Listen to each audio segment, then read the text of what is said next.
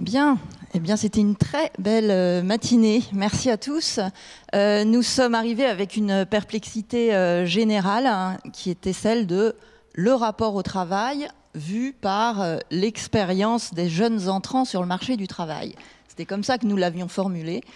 Et nous avons eu la chance d'écouter des jeunes adultes qui, formés, en tout cas à la fin de leur parcours étudiant par la sociologie, entrent dans le monde du travail et ils n'adoptent ni le discours des académiques, désolé Pascal, qui soient économistes, sociologues, et dont on se demande souvent à l'Observatoire s'ils n'ont pas une petite dérive à regarder le travail dans son épure. Et ils n'adoptent pas non plus le discours bien rodé des salariés expérimentés qui ont déjà adopté le discours prescrit un peu mainstream sur ce qu'est le travail, engagement, sens au travail, autonomie, responsabilité.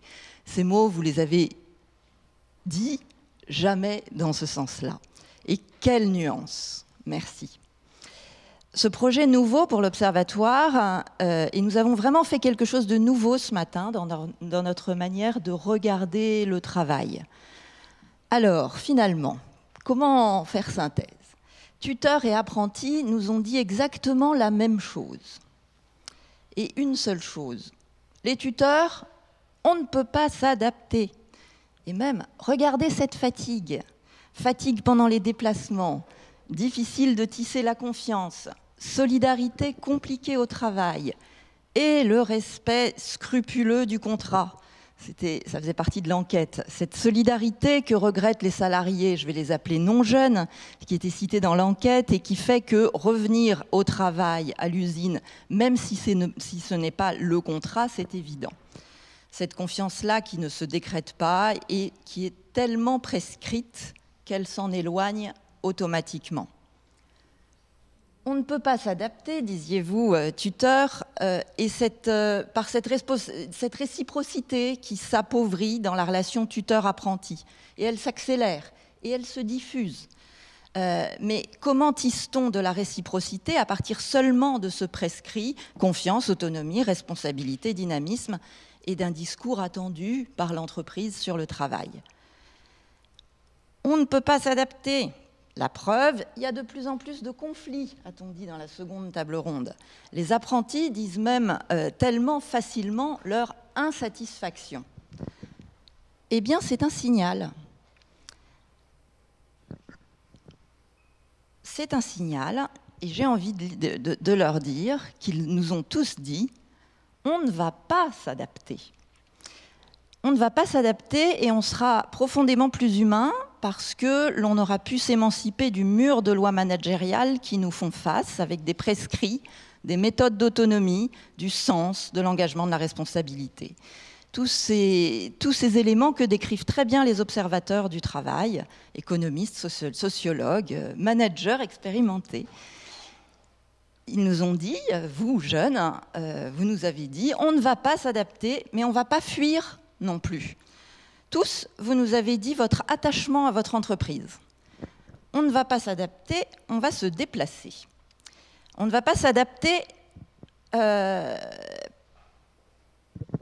parce qu'il n'y a pas de créativité sans travail. Et c'est à cela que vous êtes attachés et que vous avez dit pendant toute cette matinée. La preuve, Emma qui, dès 9h30 ce matin, parle de son travail en disant « mais on peut s'ennuyer au travail ». Et on le dit, et on l'intègre dans son poste, et on lui donne sens. Emma, bravo. Des plages d'ennui dont Emma nous dit qu'elles permettent de tenir la charge de travail. Pas un ennui d'effondrement, hein, un ennui créatif qui permet de lire de la sociologie du travail, même, vous avez dit. Alors, on cerne qu'il ne vous donne pas tout à fait toutes les solutions, mais enfin, ça vous a surtout, cet ennui, permis de monter un projet qui vous paraît utile pour éviter qu'un nouveau pic de charge de travail insurmontable ne se répète. Emma crée son travail dans sa grande entreprise, pas en tant que start-upeuse, qui fait scission et va ailleurs, mais dans le travail qu'elle exerce depuis, je ne sais pas, 3 ans. Il n'a fallu que 3 ans pour cela. Belle agilité professionnelle. Les jeunes, aujourd'hui, nous ont dit encore, on ne va pas s'adapter aussi en tant que femme. Parce qu'Emma, quand il y a conflit, elle pose le sujet en tant que femme, en tant que jeune, dans son milieu, le milieu de l'agroalimentaire. Si on ne va pas s'adapter parce que la retraite est dans longtemps, toujours plus longtemps, alors le matin, pour réussir à se lever du bon pied tous les jours de sa carrière professionnelle, il faut avoir une obsession. Pensez, comme vous le disiez, à inventer toutes les habiletés que vous allez y mettre pour créer votre travail. Vous aviez parlé salaire, vous aviez parlé rémunération. Je me demande si vous serez rémunéré à la hauteur de la qualité des habiletés que vous aurez su inventer pour tenir votre travail dès aujourd'hui. Nul n'est utile d'attendre le nombre des années pour cela. Et il faudra le faire reconnaître. Il faudra faire reconnaître la rémunération par les habiletés que vous avez eues. Ça relève de la reconnaissance et voilà, un jugement de reconnaissance sur la manière de faire. Alors au total, et pour terminer cette petite matinée, oui, vous n'allez pas vous adapter, vous avez raison, parce que si vous ne vous adaptez pas, si vous créez votre travail par toutes les habiletés que vous avez décrites et qui peut-être aujourd'hui vous apparaissent plus facilement que dans quelques années, vous allez vous défaire des réflexes professionnels admis et le travail vous aura permis de vous rendre plus intelligent, plus habile.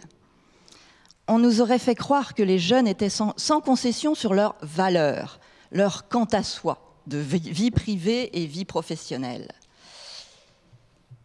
Eh bien, les manageuses, il n'y avait que des manageuses, qui ont porté la voix RH aujourd'hui, nous ont dit « les jeunes sont sans concession sur le dialogue, sur les espaces de dialogue ». Alors, c'est vraiment ça qui est engageant. Lutter pour ne jamais suspendre sa capacité de penser. Et ça, on peut le faire par le dialogue sur les situations, les manières de faire. Parce que là, on maintient sa capacité de penser. Et c'est difficile au travail. C'est peut-être même la chose la plus difficile. Parce que le travail, en général, a tendance à ne jamais vous parler de vos habiletés et de vos manières de faire. Et finalement, vous, quand vous nous dites « on ne fera pas de concession avec notre travail », vous ne faites pas de concession. Vous vous engagerez autant dans le travail parce qu'il tiendra la promesse qu'il soit du progrès pour vous, un accroissement pour vous, pour toute votre vie. Bref, comme disait Bénédicte tout à l'heure, ce sera la jeunesse au travail. Merci infiniment.